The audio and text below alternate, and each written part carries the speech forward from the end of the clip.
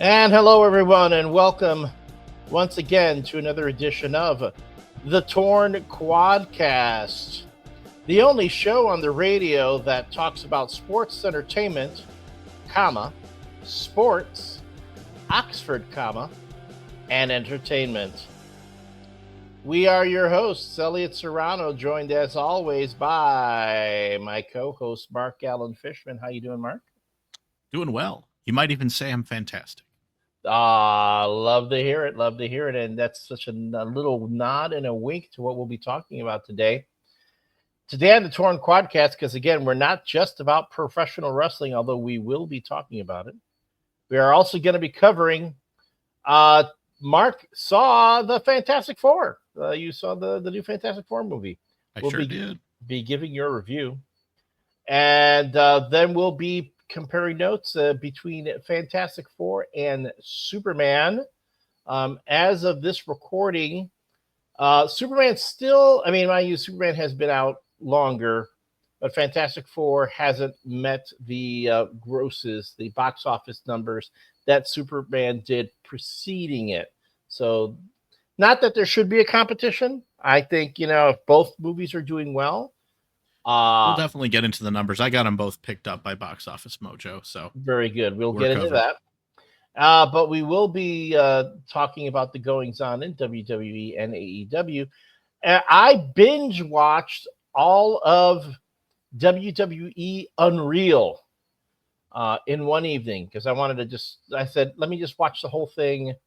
It's 5 episodes. Each episode's about anywhere between 55 minutes to over an hour.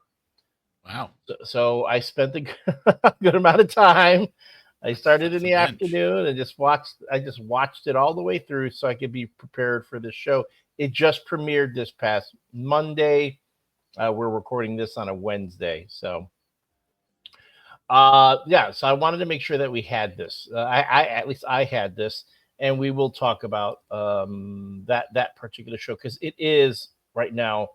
All the chatter on social media is about that. There are a couple of observations people have made that some I disagree with, some I agree with.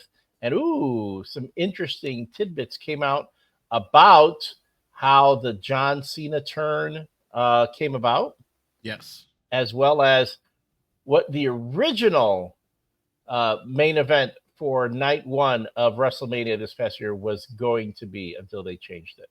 I'll be interested to hear that. I've definitely picked up little bits and pieces from the news sites that are reporting on it. I did watch a clip or two. I enjoyed this tip us right into the well, where one of the writers was pitching his idea for the end of the Women's Royal Rumble. Can I tell you something? I was like, that's pretty clever. I honestly wish they had done it. Yeah, exactly. He's pitching it kind of as a joke, but you're sitting there going, that would work. That was actually, because there is an entire episode, an episode that is dedicated to Chelsea Green. And each episode, since we're talking about Unreal, we'll just go right into it. WWE Unreal is essentially Triple H taking us behind the curtain and pretty much into the WWE writer's room to see how the whole creative process works out. Talks about how, it's from his standpoint, he is very much we've talked about this before, he's a long form, long-term story planning kind of person. We're talking if he likes you. If he likes you, and the way he explained it in there was kind of like, I kind of get it. Yeah, I get it. There is a little bit of whitewashing or revisionist history when it comes to how things went on when he was, a wrestler. But not only was he a wrestler, he was married to the owner's daughter. He had all this power as far as, booking and so forth. He tends to reinterpret the nomenclature because there was a point in his career which the smart marks call the reign of terror. And he chalks that up to like, yeah, I was like super over and I was the champion and I was like the mega heel boss, whatever. And we're like, no, you were annoying because you talked for 25 minutes at the start of every show, and you were also unbeatable. Yeah, I mean, yes, I get that, but mind you, as they say, history when you look back on that, people look at it differently. And I will point to Triple H's return. Was it at Madison Square Garden when Yeah, he his came? big jean jacket return we know was he got a Yeah, huge pop for that that. was huge. So it's like Yeah. if people didn't care for you, hated you, or they thought you were being shoved down our throats all this time, when he came back, people would have been like, meh, So Well, that's too. Again, said he was, as Stone Cold would say, always a solid hand in the ring. He clearly can talk. He's been goofy. He's been serious. So, I mean, he has more than earned his flowers. And certainly in this new position, I would be remiss to not say that WWE is better with him at the helm as it's been in the years prior, because he has a great knowledge and an affinity for the business side of it. and he does stuff. I mean, that the first time he was in charge, you saw there was a lot of stuff going on. Like he was kind of making up for mistakes that Vince McMahon made, like bringing back a lot of talent that Vince McMahon had fired. He obviously didn't see eye to eye with McMahon on a few things, respected him and so on. But He and then also had a set of ears and understood when, if the fans were clamoring for something, right, even if Vince was like, I don't get it, Triple H is like, I don't care if you don't get it. If the fans are responding, that is the litmus test. exactly, yeah. And Um, you know, you would think McMahon, the guy who that's what he preached all the time, he would have picked up on that. But there are days when you start believing your own hype, and it doesn't work if so you much. think that you've plucked people, and I mean, it is interesting. You could sit there with a ledger and look at that roster and start chalking up who did Vince get over, who got over by themselves, who got over because of a writer, and you could probably play score and take up an entire day doing that. I would only point to say, if you look at the Attitude Era's top talent, which is what you had post Hulkamania, so the next boom, Undertaker and Kane were total Vince creations. Hmm. Triple H, The Rock, and Stone Cold, I think, were more self-made. Like, they had these inciting incidents that led them to go back to the lab, not with Vince, but to come out and do something new. And that like led, and then once he smelled the money, then came all of the promotion and the push and all of that other stuff. Something similarly that's actually happening right now with the wrestler Stephanie Vaquer, where Okay, I've yeah. yeah, where they've said that she's about to get a major character overhaul in a good way. Like, basically, it sounds like we're writing you a big fat check to make you have more aura. Get that. Yeah, they're getting maybe the horns are going to go away. Maybe make her Oh no, they not said the horns are staying, okay. but like everything around it now is going to elevate. I mean, does Okay. she? She doesn't wear the horns in the ring. Like, No, no, no. Just when she comes out, and I mean, I think, she is pretty over right now with the fans, and I mean, yeah. you see it. It's I didn't get it in the beginning. I remember I'd watch her in NXT and go, I don't see it.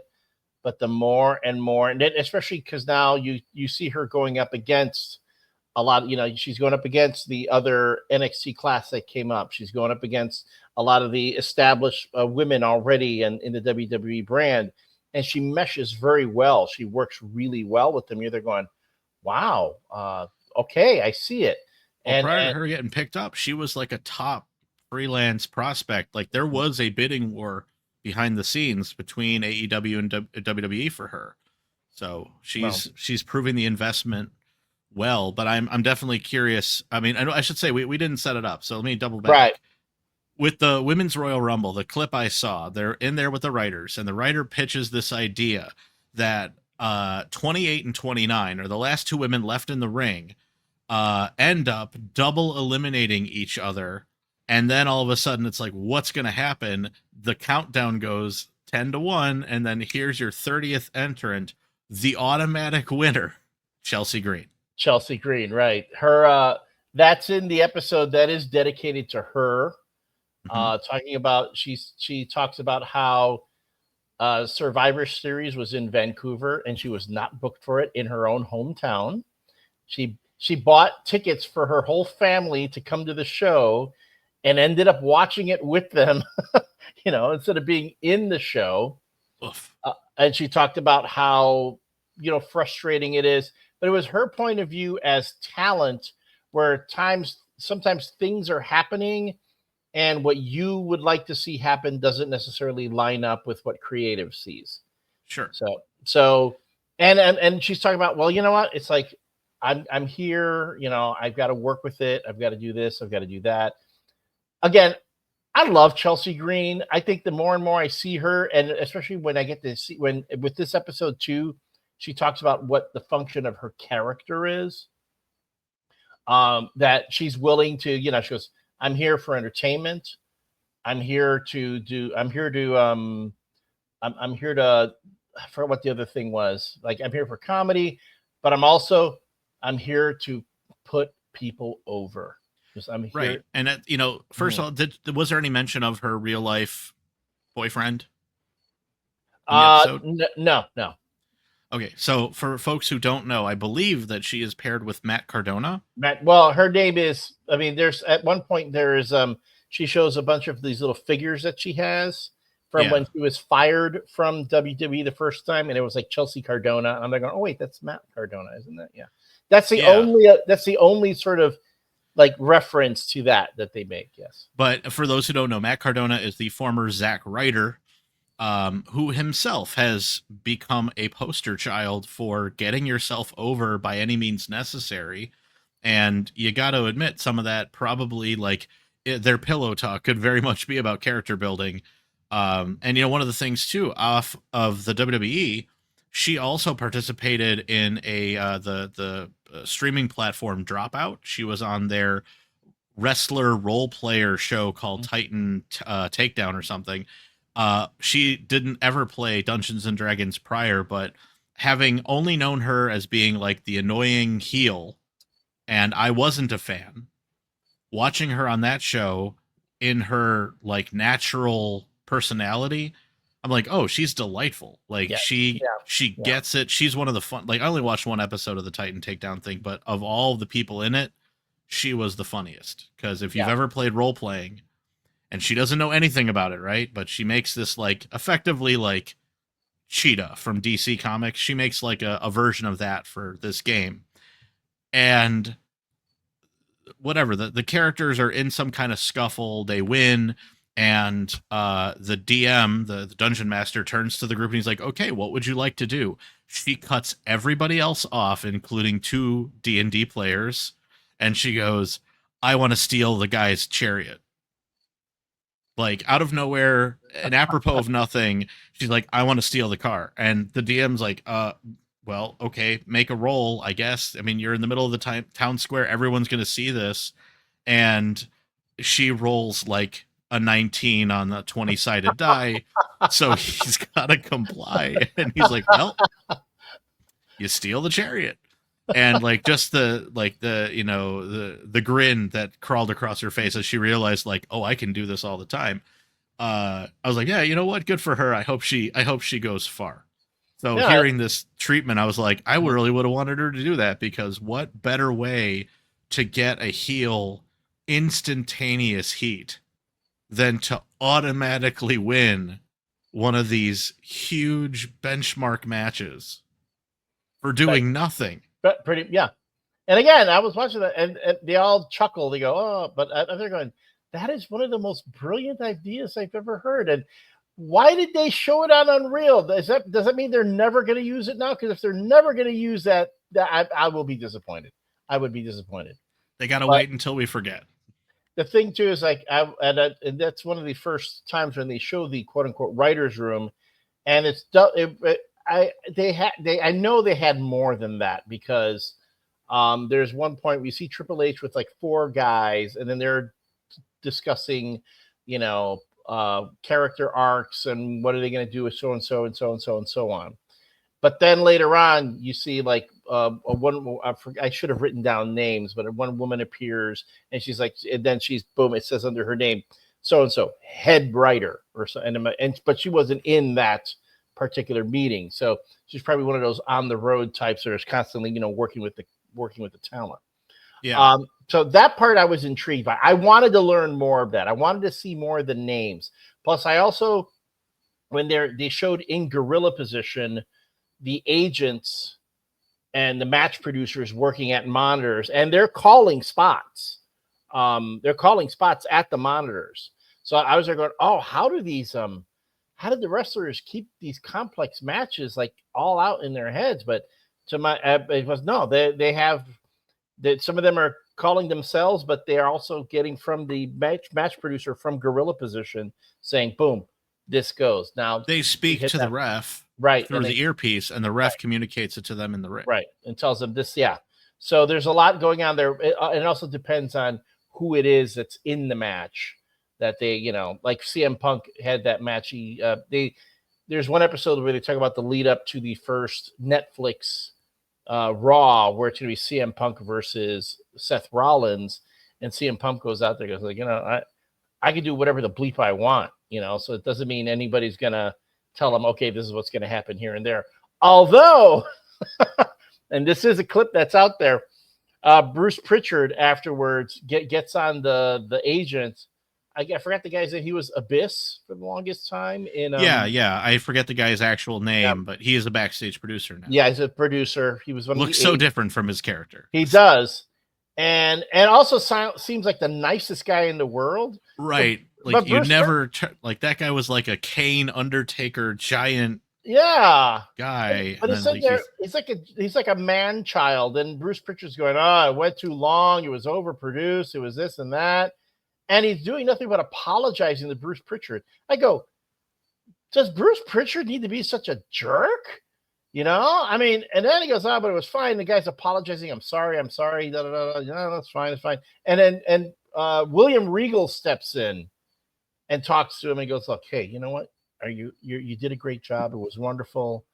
Don't no need to apologize. Don't beat yourself up for it. I'm there going, see, William Regal needs to be the one in charge there, okay?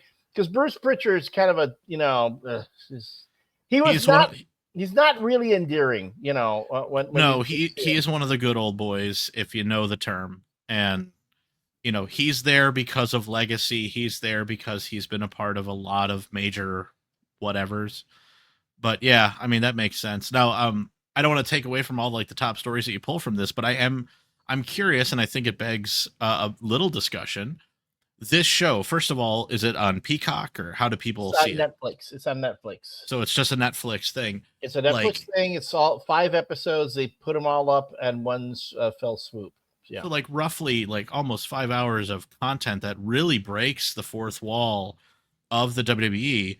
Is this in a lot of cases, but not all? And thanks for bringing that. But I want to talk about that because there were some times where some of the wrestlers were keeping kayfabe, and it made me nuts. Okay, well, I definitely want to know more about that because, like, for you and I and a certain generation of fan, a show like this has got to be like catnip. It's like, oh my god, I want to see into the writers' room and all that. But I'm thinking of like the casual fan, like if my 10-year-old, 13-year-old stumbles into this show and they watch it, does that break a little bit of the magic of what they're watching? I know some people have said back and forth in the camps here, does this go too far by being a concept and like readily available right there for it? It's not like kids these days can't go to Google and just type this crap out, but still, I'm curious because this is like WWE producing it. Like, yeah, I mean, it's kind of like if David Copperfield did a show explaining how a lot of his magic tricks work. Yeah. I mean, assume it's illusion. David Copperfield's not really. Yeah, he's not really flying. Okay, in that bit. All right, and if you're trying to figure out how he did it, then I would prefer to like get it from him as opposed to like secrets revealed, like they did that with wrestling that one time. That, Yes, the same company, in fact, that produced both of those shows. right. So So they're I will admit I love that Masked Magician. So. the masked magician. Then they had the wrestler, and they talk about how they call spots, in the ring and all these other things. And I mean, not all of it was, it wasn't like they didn't get a lot of it right, but you could see that there was a level of sophistication. Like with David Copperfield, there's a level of sophistication, technology that goes into those illusions. Same with WWE. There's a tremendous level of sophistication with what goes into producing a match, what goes into producing the events, where you sit there and you go, there are a lot of times you're going, well, and they do talk about this a bit, about how internet reaction to how storylines are put together and how things go, and a lot of times you might be wanting to plan something, you have something planned out, but as it's going, it's not working the way you thought, or the audience is not reacting the way you would hope. So as Triple H has said before, you got to learn to pivot, pivot, like Ross, like Ross guy from Friends, the kid there, yeah. the one with the couch. Yes. But so that was an interesting thing, and you get to see them as they're planning out. I want to say it's the period between Royal Rumble and WrestleMania. So it's the lead up to the Royal Rumble. They already know John Cena has made the announcement he's going to retire, and it's all the stuff that goes in there. So they're overlapping CM Punk's return, John Cena, Rhea Ripley, a whole bunch of stuff that went on with her. Chelsea Green is in there, and Jey Uso, the Jey Uso thing. And that one was a real eye-opener, because there were all these things that you were saying about Jey Uso. Guess what? They were saying that too. The WWE talent themselves were going, all right, we're not sure. We think this can happen. He's got all the earmarks, but there are also these concerns. And the whole bit when he remember when after he won the Royal Rumble, and he's going to have that main event, he's going to have that match against Gunther, and suddenly he's having problems in the ring, and he's like botching spots. And remember, you were talking about the spear that turned into a flying crossbody and stuff like that. Yeah. And remember how we go, oh, that's got to be a work. It's got to be a work. Oh, no, it wasn't a work. It was, the pressure was getting to him. It was getting to him. And they were concerned. There was a concern about that. So, yeah, yeah, that's why that unfortunately that the championship reign got yeeted pretty early. So that insight was very interesting. Originally, before it was Jey Uso versus Gunther at WrestleMania, it was supposed to be CM Punk versus Gunther. Interesting, and I definitely want to cover that after the break, because that's something I've got some thoughts about that, and I definitely want to hear. I believe we get to hear or see the meeting where it's decided that John Cena is going to make the heel turn. There is a long segment on that, righto. All right, let's take a quick break here. When we come back, we'll jump into that. It's the Torn Quadcast here on WRMN. We'll be right back.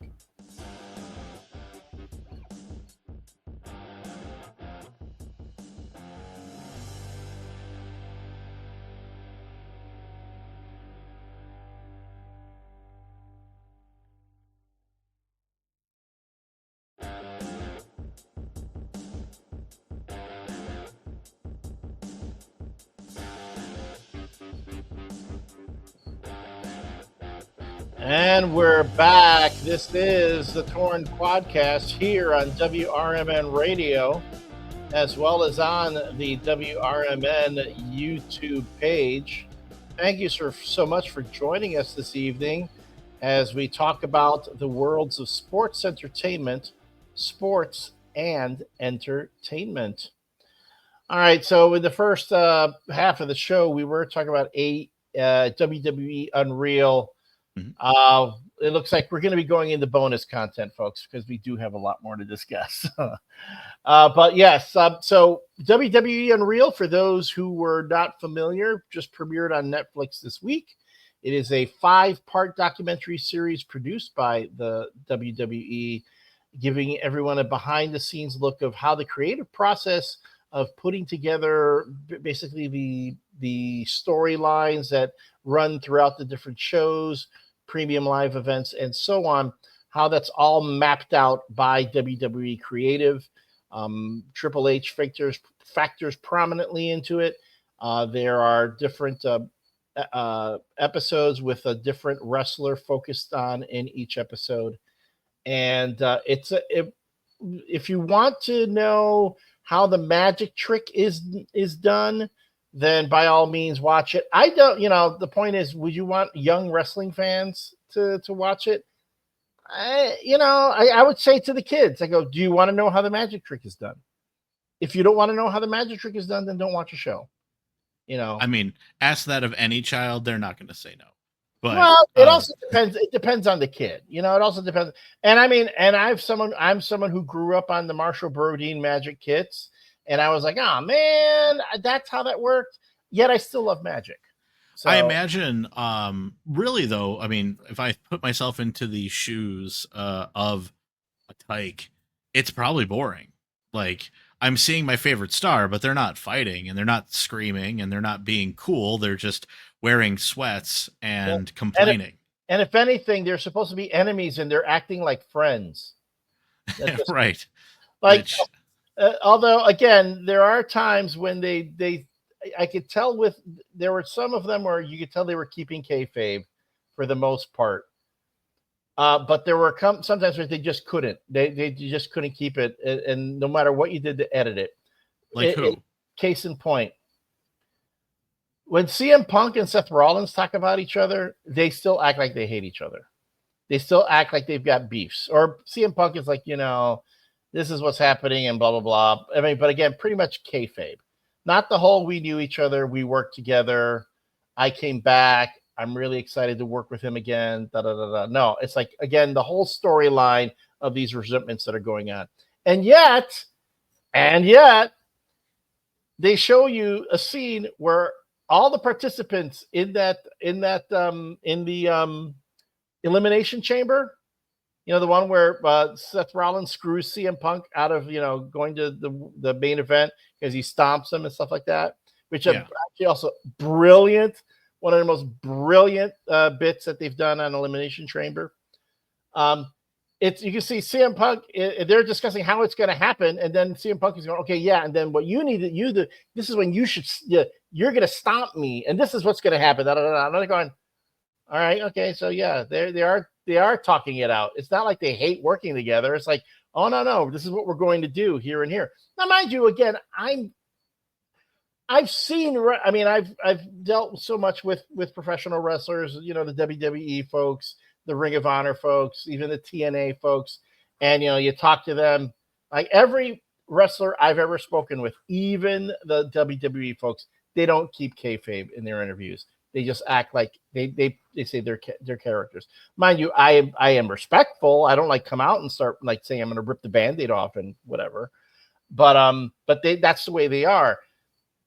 But still, it is amusing for them to kind of reveal it. Now you're watching it and going, oh, look at that. That's how they worked it all out. They all got together and figured it out. It wasn't like someone said, you do this and you do that. No, they're doing it, which is really the way it should be. But you see them doing that. So if you're a kid and you're really buying into, they don't like each other. Well, I'm going to point you to that scene right there and go, if Seth Rollins and CM Punk really hated each other, CM Punk wouldn't suggest, okay, you stomp me at this point. Yeah. Well, it's, I've definitely I've had that discussion with my own kids. My sons love me playing the best of Eddie Guerrero cheats clips on YouTube. And they asked me oh, wow, he hit that guy with a chair So like the chair is fake, right? I was like, oh no, the chair is absolutely real. I know They're for the like, longest time I used to think that too. And no, it's real. well, how does he how wouldn't that just break? My 13-year-old's trying to be smart. He's like, wouldn't that just break his back? I'm like, well, if you did it the wrong way, you could definitely do damage like that. Yes, but I'm like, you gotta watch it. And I'm telling them all, I'm like, they're gonna hit them in the wide, flattest part of their back. They're going to do it with the flat part of the chair to make a lot of noise, but it's really no different than like falling on your back, except it's metal. It's going to hurt, but I'm like, they're protecting each other. This is stunt work. And it's going to Uh, leave a mark. oh It will yeah, and leave I a mean, I mark. told them, like, you can appreciate the match for what it is because there's no polite way to slam somebody. No. Like This they're enduring pain. So they do a bit to that point where I forgot Bianca Belair also factors in one of the episodes, and she talks about the braid, her long braid, which by the way, her husband, um, um, Montez Ford. Montez Ford, suggested she should keep the braid because it's the one thing that would make her stand out, and he was right. Yes. That bit when she uses it as a whip and you hear it, Yeah. she goes, "A, that's just the hair. She doesn't put anything on it. It's just what it does when she uses it." And there's again Elimination Chamber when she used the whip on blonde Tiffany short. Stratton. No. Dominic's girl. Oh, Liv Morgan. Liv Morgan. I wanted to call her Morgan something else, but Liv Morgan. She gets Liv Morgan with it, and you see this huge welt that goes all around her waist because that thing hurt. And it's funny too because it shows them all the women, they're getting ready, before the match. And of course, it's Rhea Ripley and Bianca Belair in the match together. And they show a scene where Rhea Ripley's like on one side of the hallway, she's getting her makeup put on, and Bianca Belair's right across from her, and she's getting the extensions put in her braid to make it longer and longer. And she's going to Rhea Ripley. She goes, "Yeah, I'm going to be hitting you with this, right?" And Rhea's just laughing. She goes, "Yeah, I'm going to put a little more in it. It's going to be extra stanky." and it's just so I enjoyed that. I enjoyed seeing that camaraderie that that they know they're putting on these matches. I found it incredibly touching. Again, Elimination Chamber, all the women got together. They had a prayer circle. They did a quick prayer together. Raquel Rodriguez led the prayer, to saying, "Hey, keep us safe. No injuries, no botches." She even said, "No botches." Da da da. And then before they went out, and these are all women who they know they're going to go in there, and they're gonna like pretty much put themselves through it. Seeing that camaraderie between them really made it. I mean, and like half of them are acting like they're enemies, but it's like, no, they're, as you said, they keep each other safe. They work together. The Liv Morgan, although the Liv Morgan Rhea Ripley rivalry is an interesting one because that second injury that took Rhea Ripley out was unintentional. Right. When Liv hit her with the chair and all that, and it was supposed to be just jumper in the hallway and ended up going a little too far. So we know mistakes happen, and there's definitely a couple sides to this as far as like the fans. They make it clear what the show is, so the fans can kind of choose. In the same way that I watch on YouTube now, I fell down the rabbit hole. Stevie Richards has his own. Oh yeah, as I call it, all these wrestlers find themselves a nerdy white guy that just says, "You guys, you get the mic. I'll do everything else. I'll edit the episodes. I'll lead the episodes. You don't have to do anything but show up." And Stevie is the next one to do this, and he's always somebody that I liked him. I knew about him a little bit in ECW. I definitely liked his turn as the right to censor, the leader of that group. I hated that group so much, which goes to show you how effective it was. It You know? yeah, it Yep. it Mhm. made sense, and like I just like that he had something to do, and like I said, he never really got over with the crowd. I mean, that was about the most he ever did. But like when you listen to guys like him talking about sitting in catering or working matches on Sunday Night Heat, and all of his friends, like he definitely had, I call it like the syndrome where like all of his friends were way more over than he was, and it wasn't anything he did. Just didn't play the game right. um but hearing stories about just being in catering, like with his regular table, like with Al Snow and Steve Blackman and the Blue Meanie when he was there for a while. And yeah, like the white boy that hounds him for questions. Like there's a episode where he talk a lot about John Bradshaw Layfield, and because there was the whole thing at the ECW One Night Stand where he John was a little drunk and he more than a little hurt the Blue Meanie on Uh, purpose. uh, And there were receipts for a long time against him for that. But he's like, "Oh, Stevie, did you cold shoulder him in the back?" And he's like, "No, like these are my colleagues. Like I may not hang out with him." He's like, "The one thing people forget, we all live in 50 states in this company, and we're off for 2 days, and we have lives outside of this company. So if you're touring, you're gone for 4 days, you're home for 3.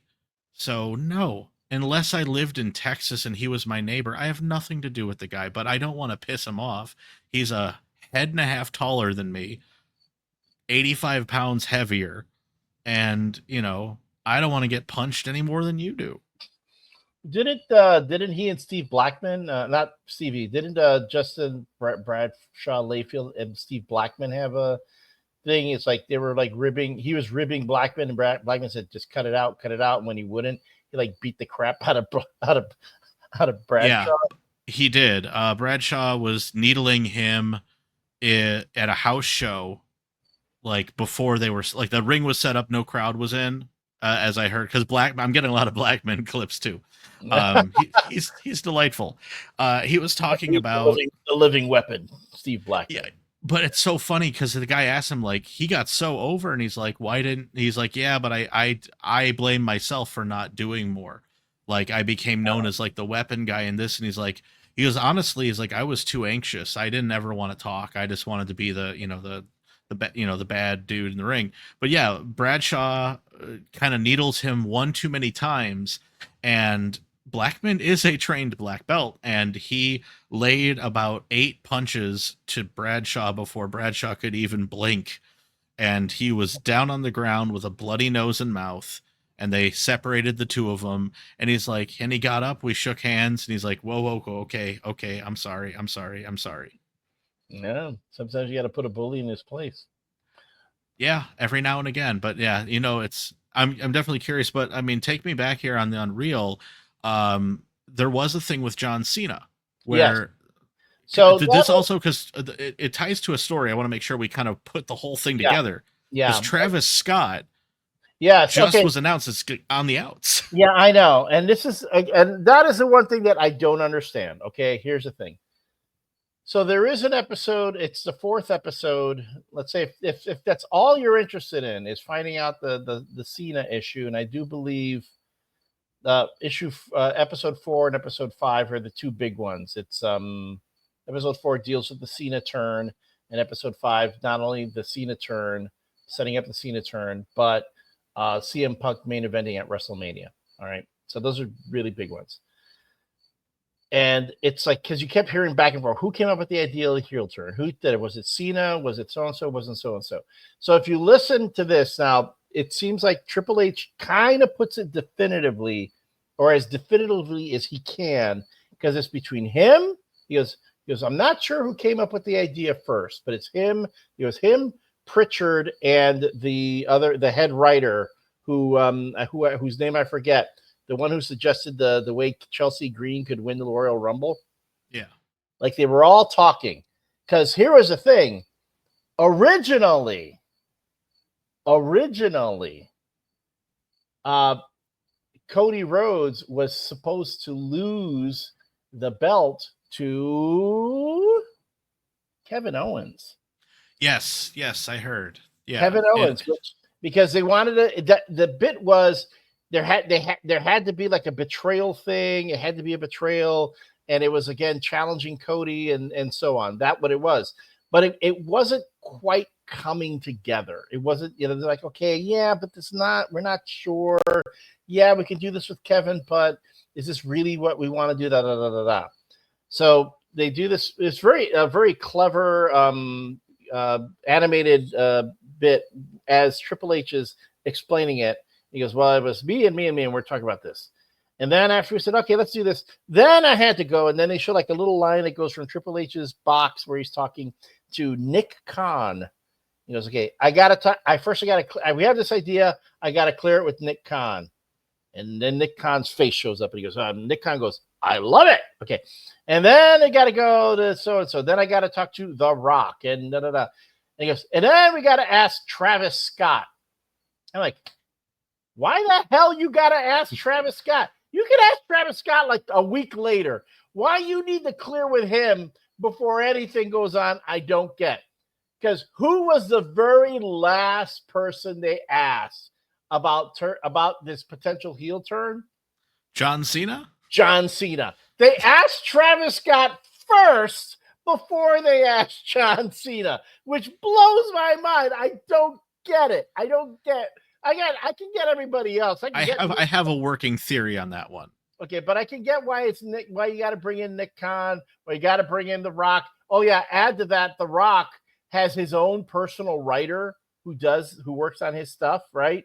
Yeah. Who used to be head writer for the WWE, years Isn't it back. Brian Gewirtz? Yes. So he was brought in, and he was the one who came up with the whole thing about the final boss. But it's when the Rock is like tells Cody, I want your soul, whatever, you don't get it. He makes a deal with Kevin Owens, and Kevin Owens ends up getting the championship.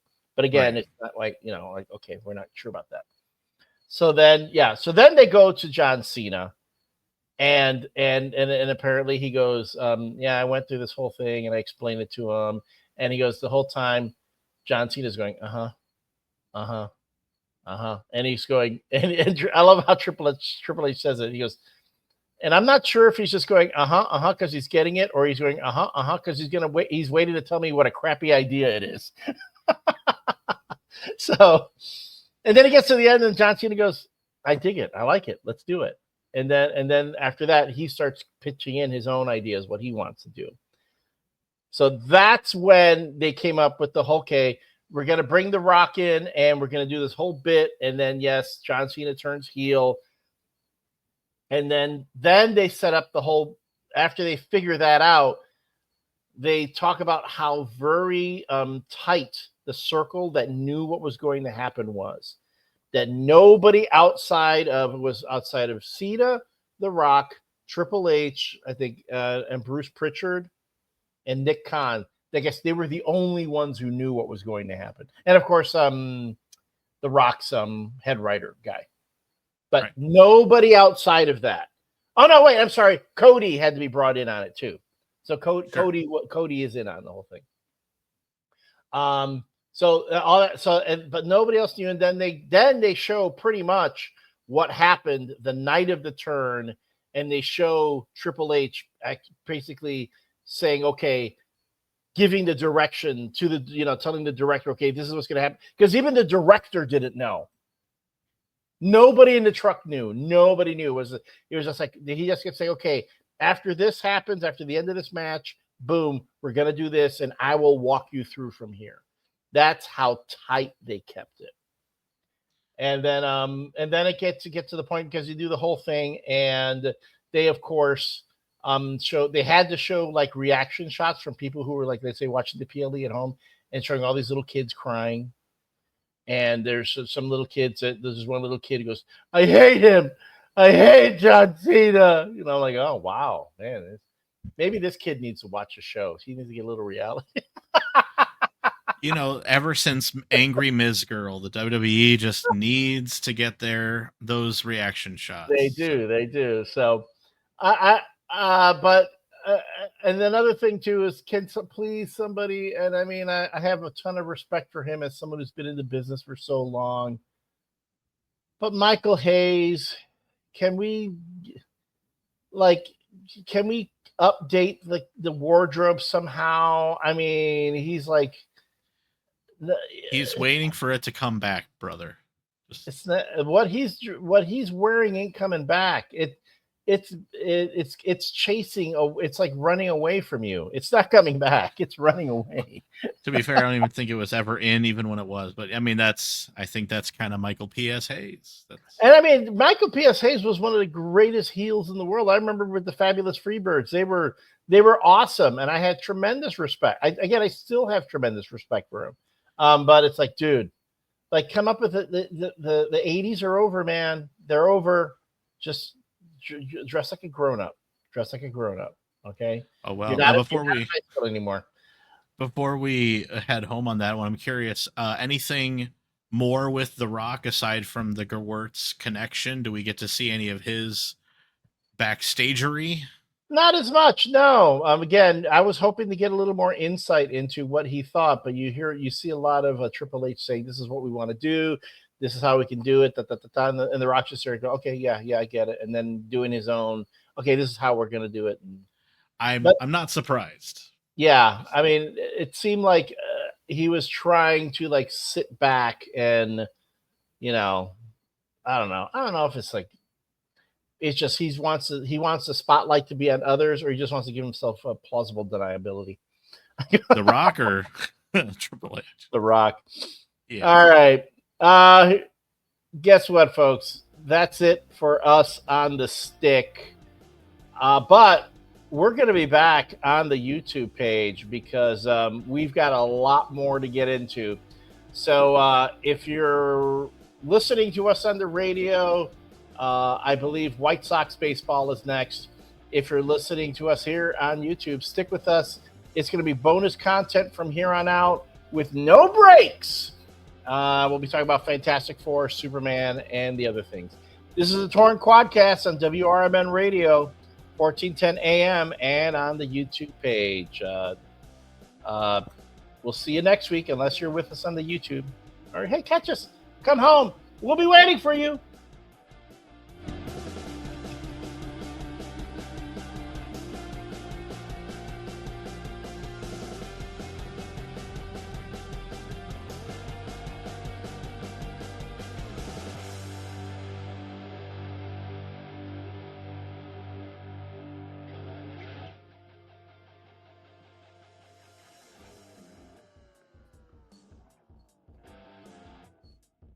And we are back. This is the Torn Quadcast bonus round here exclusively on the YouTube page.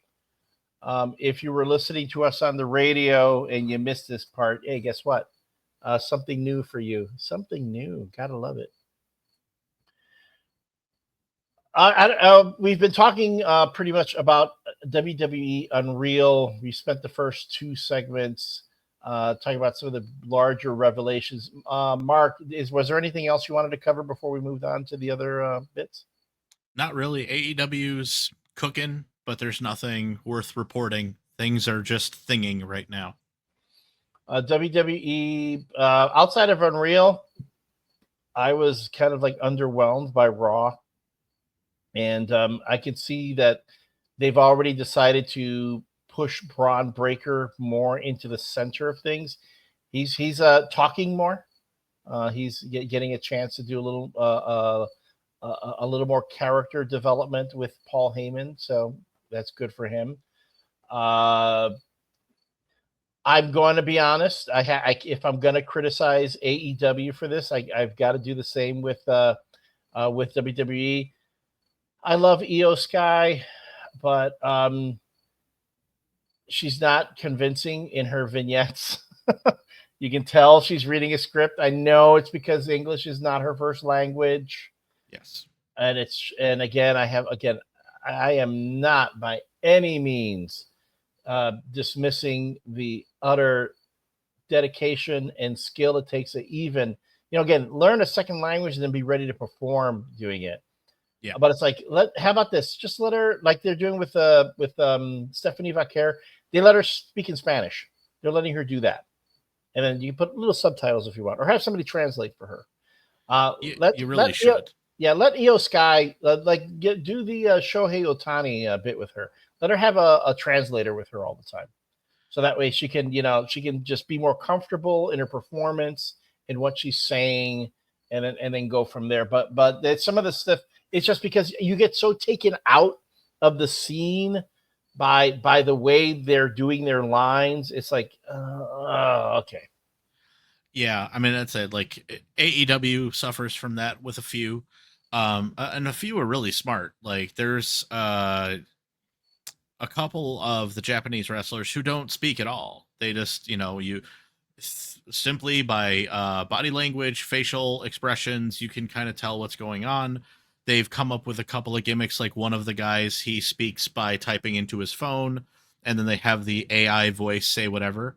And then there's what's his face, who has the Mega Super Collider Championship.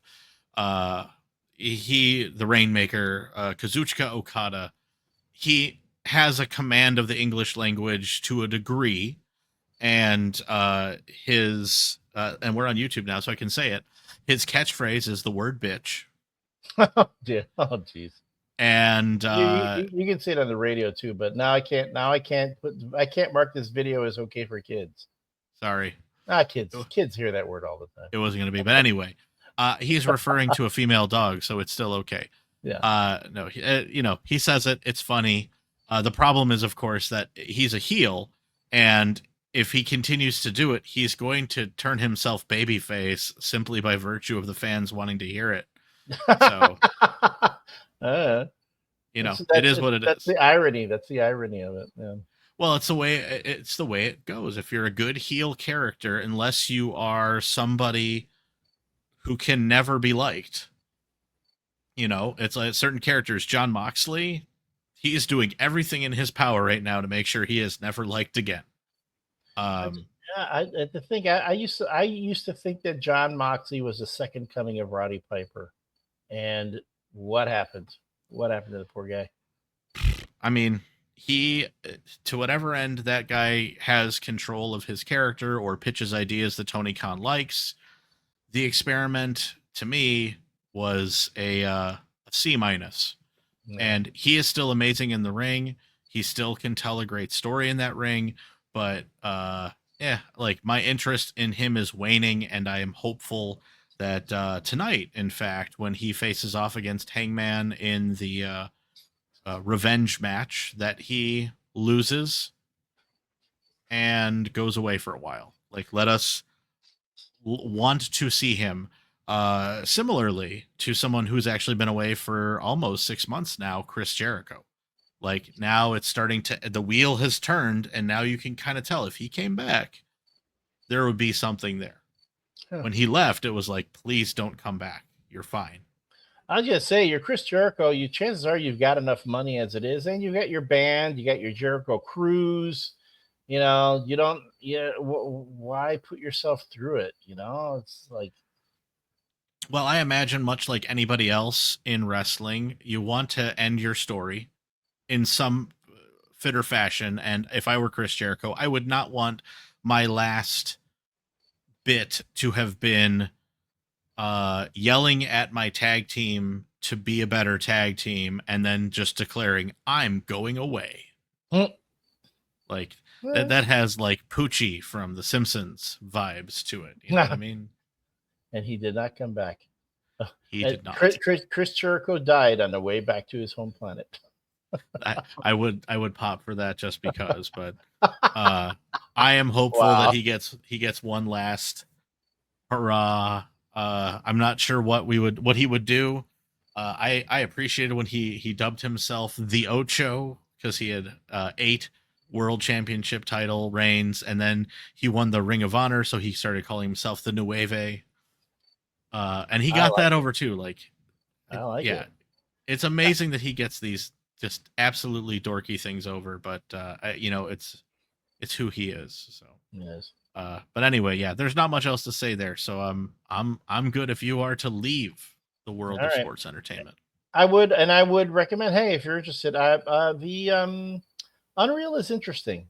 Maybe you don't need to watch every episode. I would probably watch the first one, then the last two. I think there's real Yeah. meat on those 3 episodes. But there are times when again, some of the wrestlers are not like, oh, they ask John Cena's in there too.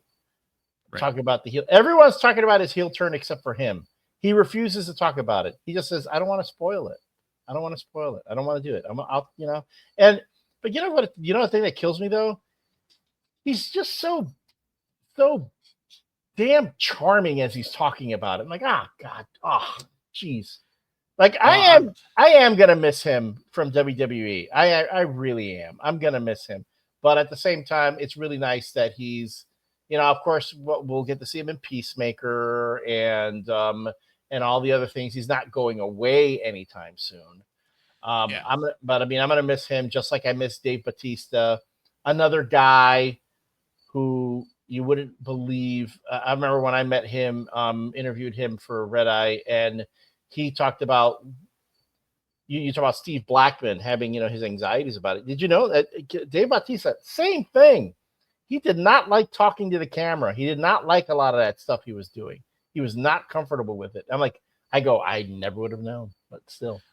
Right. I mean, yeah, I'm definitely curious, and I mean, I think I differ from you there, where I am perfectly fine with him, both Batista and John Cena not wrestling anymore. I think.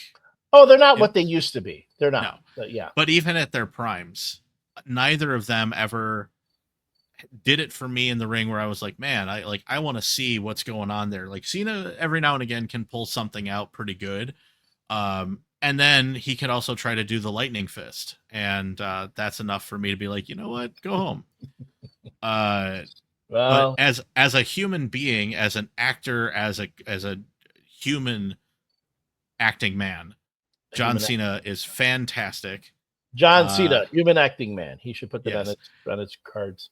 I cannot personally wait for Peacemaker season 2. I'm extremely excited. I'm more excited for that than whatever his final whatever it is in the WWE. I hope, as we've said, I hope he wins. I hope he holds onto the belt till his last appearance and walks out with it. Exactly. I want him to take it home with him. I want him to do exactly as he predicted. I want him to ruin wrestling. Not only that, but I hope that in the coming months after that, when he goes to movie premieres and other appearances, he just wears the belt backwards, like he does all the time yeah. at the PLEs, or like around his neck, like a dog chain, like a dog chain. Like his old school John Cena. And don't even reference it if they ask. They're like, John Cena, what's going on with that belt? And he's like, it just holds up my pants. Holds up my pants. That's it. Yeah, that's what I do. Not paying attention, folks. You're not paying attention. All right. So this past weekend, Fantastic Four First Steps came out. Yes. And you had not seen it yet. No, I you had not. But when we last spoke, but you have seen it. Yeah, I went Sunday. I have been hearing mixed reviews from people. Mind you, the majority of folks that I initially were saying how much they loved it, how great it was, and I'm finding the chatter about it to be much like Superman. First weekend Superman came out, everyone almost unanimously loved it, myself included. Mm-hmm. But as time went, then people are going up, looking back and going, oh, well, yeah, and they start coming out with the nitpicking and all that other stuff later on. With Fantastic Four First Steps, again, majority of the folks I'm hearing love it, but that nitpicking has come out a little bit earlier than I expected. So that is interesting. Yeah, but I think too that's because Marvel movies tend to have higher expectations put on them. I mean, let's be honest. DC did not have a great track record, and people were wondering, is this going to be another? It should be good, but it's maybe not as far as Superman went. And although I still say James Gunn gave us the perfect Superman movie, both the movie that we wanted and the movie that we needed.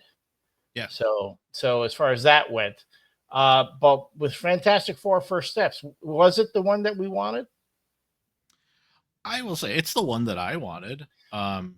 But wait, the Thing does not have a gravelly voice. You made Correct. you made a point about that. I did. And I will say to both of the things that I was hoping for, neither came true as you predicted, but I still walked away happy. There we go. Because this was an interesting from the jump. This was a movie where about halfway through, I had the revelation like they're not going to throw a single punch. There's not going to be any weird excuse for action. They're just going to tell one of the closest to a comic book-esque stories they could possibly tell. And this is exactly what Stan Lee and Jack Kirby wanted for this book in the 60s. Like looking at this going, this is about a family. It's about science and morality. I mean, look, they had their pleasant nods and winks to the camera with all of the early cartoony stuff, with them recreating the first cover with the muck monster from the sewers, and all that kind of stuff. But then, like, the crux of this movie is very much like it's very A to B to C. And I think it's okay for us to kind of half spoil it now. So if you didn't know, now you do. It is a very simple movie in that Silver Surfer shows up, warns that Galactus is coming. There's a little tete-a-tete, and well, if you've seen the trailer, he shows up. Yes. And this is classic. The, it's classic Galactus. I've seen the costume. They had it at San Diego Comic-Con. The actor who plays Galactus has come out and talked about the whole thing. So it is pretty much not a cloud of whatever in space. It's not a fart cloud, thank God. Yeah, he's actual Galactus. Yeah, this is comic accurate Galactus with a slightly different take on the Silver Surfer. Same basic principle. And an interesting take too because of the Human Torch. And that was like the big two for me. It was Johnny and Sue that shocked me. Both of the performances were top flight amazing. The characters were so well written, those two specifically. And I freely admit, if I rank the Fantastic Four, I basically say Reed, Ben, and in terms of my caring, right? So Reed and Ben are always number 1 and 2. And then like Johnny is a take it or leave it. And Sue is, mostly shown as a cipher in some of the early stories, and like the way it was dealt with, it was very much like, hey, the housewife can make herself invisible like all of us want. Ha ha ha. That's in the 60s, yes. Right. But here they make her such a commanding presence, first and foremost. She's essentially the leader. They pretty much say she's the leader of the Fantastic Four, right? And it's wonderful. Yeah. Okay. Reed, this is not the cocky, most intelligent man in the world, Reed Richards, that we typically get. This is a scientist who second guesses himself, who clearly has the weight on his shoulders. He does blame himself, and I love that there was no blatant violin playing scene where we have to hear Reed talk about, oh, I'm so sorry, and I did all this, and blah, blah, blah. Everything was very understated. We got a scene or a nod to Ben clearly not exactly loving his final form, but it wasn't like a woe is me, you have to change me. Like, he has lived in this. Is I appreciated that Ben, apparently in this world, they figured out how he can wear clothing. Brilliant. Making them well, they've in the comics they've always done it, but yeah, in the movies you could never figure that out. Well, it's like the classic thing, just wears like a Speedo. Yeah. I mean, and then eventually. Yeah, but in the comics, even John Byrne had the Thing dressing up as Indiana Jones in one issue. Mm-hmm. So yeah. But I appreciated it. I did question. I mean, I overall love the movie. I loved where it was going. I thought it was super smart. And I just enjoyed the performances. Human Torch to me was a revelation here, being treated as a scientist who uses his brain to solve a problem while not giving up his, you know, sillier womanizing side. It would Um, it would make sense because you would go, wait a minute, why is Johnny Storm part of this whole crew if he's just a pretty boy? I mean, he had to contribute something. yeah, and in the previous iterations, the movies, and I don't count the sloppy one with Michael B. Jordan, but the Ian Grufford ones and all those, with Chris Evans. They wrote it off. He was a pilot. He and Ben were like the pilots of this thing, and there was sort of like an interesting, oh, he was my commander kind of gimmick. Right. Here, it's not that way, and I loved it. And I love that he solved the problem on his own. This is a lived-in Johnny, who also very much, like, as soon as there's trouble, he's the first one just leaping, not listening, just leaping and going after stuff. So I was like, yeah, it all tracked. I enjoyed that. I'll only say my little nitpicks here, they didn't take me away from it, but my wife and I had both kind of pointed out to each other. Number one, whoever wrote this apparently is not a parent, because that baby could not have done the things that they showed in reference to the age of the child. And I am Oh not yeah, accepting the power yeah, cosmic yeah, I know. aged him up or Yeah, allowed him to sit up or clap or do any of the things that he did. that's Uh, movie and TV babies are always older than they should in real life. But yeah, I get you. so that was a little nit to pick. And my other one is, where is Yancey Street in proximity to the Baxter building? Because Ben is able to get there seemingly like that. And I know they have flying cars, but I'm just saying it basically appeared like every other scene. Ben was like, I'm bored. And then he's in Yancey Street. Okay. I was like, man, that's a quick, that is a tight New York. By the way, as a Chicagoan, please tell me you spotted Marina Towers. Marina Towers isn't there? Marina Towers is all over that New York City. I think, but they filmed that. I think they filmed it in Spain. Spain, right? Yeah. But clearly, Marina Towers is. They put in like a building that looked like the Marina Towers in there. Okay. Yes, like to the T. Which again, it's perfect for the the time, right? Because that's when it was built. So I looked at that. I was like, man, that's great. And the post-credit scenes. I mean, we got the little nod and wink cartoon, and then we've got what ostensibly might be the hint of our Robert Downey Jr. Doom, but nothing is said. It's just creepy, and it leads me to again, if this is the Doom from their world, then it goes on this whole arc about this is an alternative dimension. So yeah, in this one, Reed has a mustache and a beard. He's not clean shaven, and he's not John Krasinski. So wholly separate people can be people. Yeah, and then apparently there was in the trailers, John Malkovich had some scenes that he appeared in the trailer and that I guess were cut from the movie. The rumor being that he was yet another Reed Richards from an alternate dimension. So, okay. But we don't know. And Matt Shankman, the director, says no, that's never. There's never going to be like a quote unquote director's cut where we put that back in. He goes, it didn't work. We took it out. Yeah. So I was fine with all of it. I thought it was great. Oh, the other thing too, I pointed out, this New York City, apparently people don't have jobs. Well, it depends on we don't know what time things are. Well, seemingly every time they just had a crowd of people all the time. And I hope that for this idyllic world, everyone just gets from the hours of 11 a.m. to 4 p.m. off. Well, I mean, I've been to New York. The streets are always crowded. So it's true. People are just it's minor quibbles. I enjoyed it. I thought it was.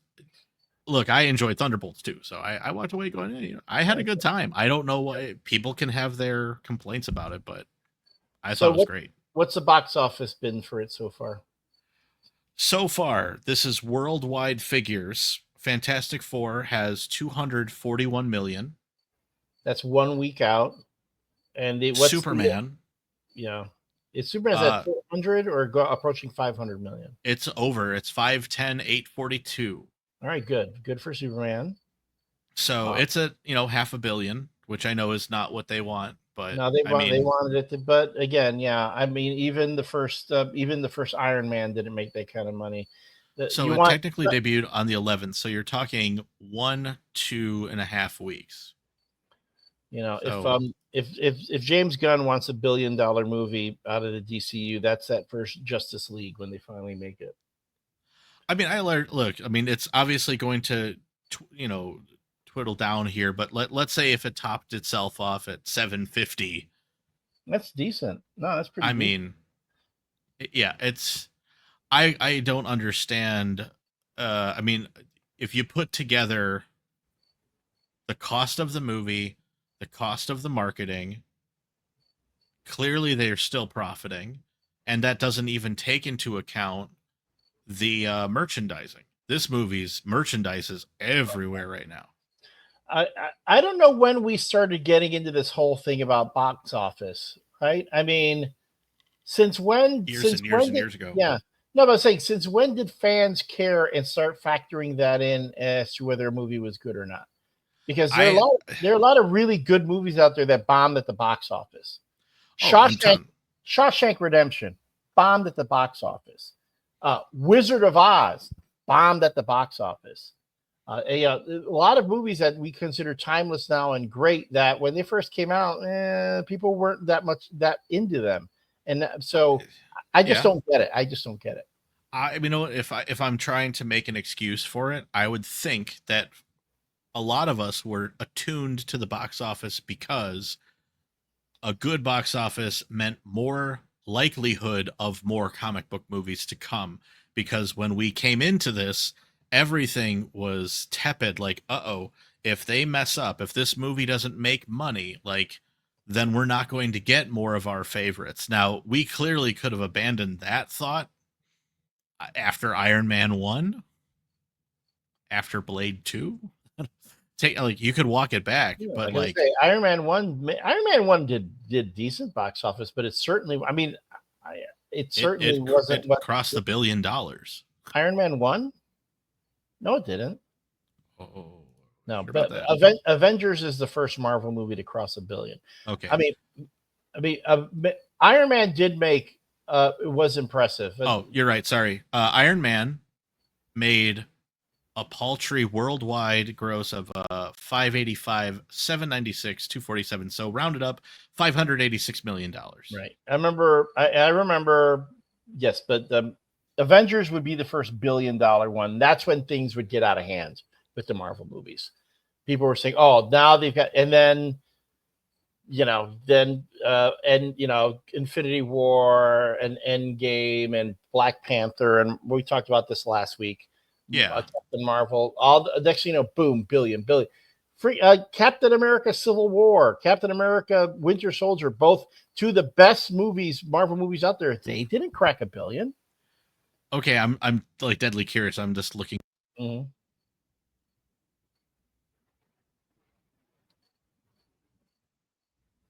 Try that again.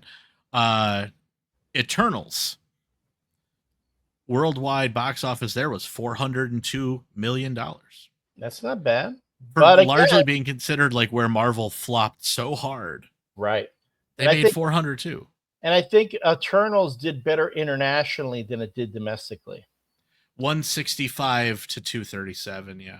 So Yeah, 237 internationally. international. Yeah, that's because of that cast. Yeah, that was an international cast. Yeah. It is. Now if I look up Thunderbolts, because again, like this was recently declared like absolute flop.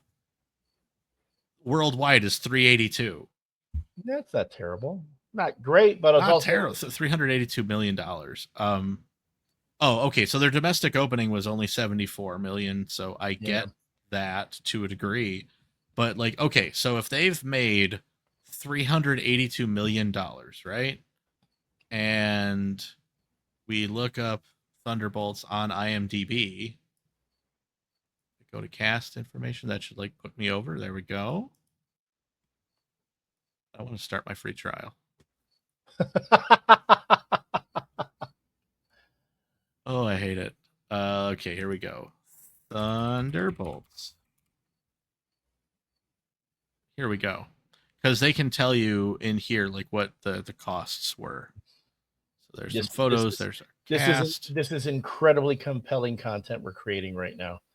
Everyone wants to see me scroll and try to figure out stuff. You're so welcome, everybody.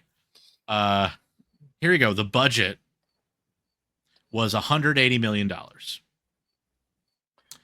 So you factor in another 100 for marketing, and that's being egregiously nice. That's 280. They've made 382. The movie has profited.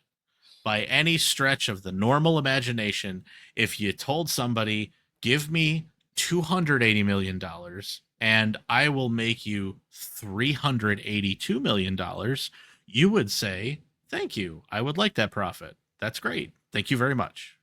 At the same time, not a single movie in Hollywood has ever made a profit. So they say. So they say. Yet somehow we keep making them. And we keep making them, and we keep arguing that this movie sucks because it didn't make as much money as the last one. And again, I do not understand this obsession with the box office. So I gotta ask, geek to geek, phaser pistol at your temple, Superman, Fantastic Four. Which one was the better movie? Well, I can't say because I haven't seen Fantastic Four yet. So I'm going on what you're saying. I'm going on what you're saying. Then you'll have to see it and you'll have to tell us. But my gut right now, from what I'm thinking, I'll tell you, Superman has left such a positive. I mean, again, it's uplifting. It's the thing that kills me right now is that people really don't like America around the world. So Superman's not doing that well internationally because Superman is considered very much an American, symbol, and folks otherwise aren't digging it. Meanwhile, the Fantastic Four is not suffering from that. And I think push up my nerd glasses and say, Elliott, international and domestic are not that far away. Oh, good. Well, last I heard, it wasn't doing as well. It's 58% to 41 to 42. Okay, that's not terrible then. Okay. Not at all. But here, I'm going to use one of my fish-tastic powers of predilection here. Or I'm going to predict after you see Fantastic Four exactly what you're going to say when it comes down to which are which. Uh-huh. You are going to say, "I'm sorry, but Herbie ain't no crypto." That's the other thing the too. I do love crypto. Yes. So. And as I'll say, Herbie's great, but he ain't no crypto. So you've read my post about that on my Facebook, that I for the longest time I had an irrational hatred of Herbie as a kid because I blamed Herbie for not getting Johnny Storm, the Human Torch, in the Fantastic Four cartoon series. I thought that they were just replacing him, not realizing that was not aware that anything like a licensing issue was going on. So I never liked Herbie. I thought Herbie was stupid. And then Ryan North just recently did an issue of Fantastic Four where Herbie features. And damn it, if I didn't fall in love with that little bucket of bolts, and I actually shed a tear for him. Every now and again, people know how to do that kind of stuff. So, yeah, as an overall, I hope, first of all, everyone should see both of these movies. They are Marvel and DC operating at the top of their game, both showcasing who they are in comics in movie form. You can walk away from both of those movies going, that is the difference. If anyone, a muggle, if you will, goes, all comic books are the same. No, they are not. And DC and Marvel are two very different companies. I don't care what anybody else would say. If you are not a comic book reader, you go see those two movies, you will understand exactly how they differ and where DC is a bigger picture universe. It is more about the big swing, morality, justice, fear, power. And Marvel takes those same concepts and pushes them down to the street level. That is the difference. These two movies showcase both of that perfectly. And you get to see Invisible Woman absolutely rule. Just showcase why she matters, both as Susan Storm, Susan Richards, and the Invisible Woman, which is like the best part. So absolutely go check it. It's absolutely well worth it. And then go see Superman again, because they deserve more money. I was just say, I still have to get my second viewing in of Superman, and I am reading more DC Comics now. Some of the stuff they're doing in the Superman books has been kind of fun. So I've been enjoying my 9-year-old. He is on a reading bend this summer, so he earns fish dollars, fish bucks, if you will, for reading. And he goes through my bookshelf, and I've showed him everything I have. And admittedly, I didn't buy comics knowing I'd be a dad. I bought comics for me. So there's a lot of my stuff. I'm like, you will not like this. Don't worry about it. Like the Grant Morrison Doom Patrol, you are not old enough for that yet. But boy, howdy do I love it. But he has been reading through some of my books, and he's had some Marvel stuff, and now he's had some DC stuff. And he came to me and he's like, Dad, I really like DC. I like the Flash and I like Green Lantern more, because they have a lot of villains, and they're interesting villains, and they always get beaten in a different way. Like, well, I mean, Green Lantern. I mean, for the longest time, Green Lantern was what, the number 2 most popular superhero behind Batman at DC. With when Jeff Johns was doing that run on Green Lantern. Right? Yeah, when he broke the universe. No, that too, but hey, you know what? And they keep shuffling the deck, and they'll reshuffle it, and they'll get a new deck. And well, that is a bonus content for another show. You can just tee it up to me, and I've got 45 minutes in the chamber on how Jeff Johns ruined Green Lanterns. Spectrum, my Jewish tuchus. Well, that will be for another episode. Yes, sir. All right, folks. Thanks for hanging out with us this long. We weren't planning on it being this long, but hey, sometimes bonus content is truly a big bonus. This has been the Torn Quadcast. I'm Elliott. That's Mark. We'll see you next week. Be good to each other, folks. Bye-bye. Bye.